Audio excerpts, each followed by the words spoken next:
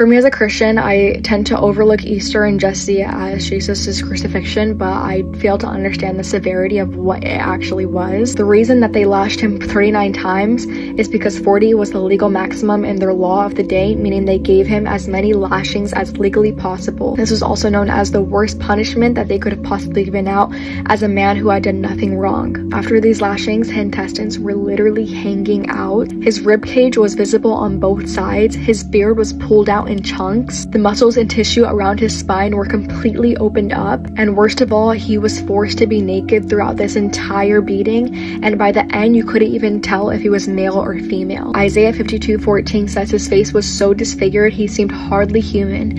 And from his appearance, one would scarcely know he was even a man. They had a crown of thorns and twisted it on his head. They put a staff in his right hand and knelt in front of him, and they mocked him. They spit on him and they struck him on the head again and again. Jesus was not only physically abused, he was verbally ambushed with nonstop mockery and pure hatred from just about every person there, including the ones that he loved and always cared for. You would think that was it, but after that he had to carry a 200 to 300 pound cross for miles. To put him on the cross, they used 7-inch nails, ones like you would see on railroad tracks. They put them right through both of his wrists and right through his feet. This was shooting constant, excruciating nerve pain throughout every part of his body. When you're hanging on a cross, it causes extreme suffocation, and to be able to breathe, you legitimately have to pull yourself up. Jesus not only did that, but he did it with thick nails in his wrists, but worse was that his back was exposed, and the tissues would rub up against the splintery of the wood of the cross. He did that same breathing for about 6 hours. Every breath and moment in this time was the most excruciating pain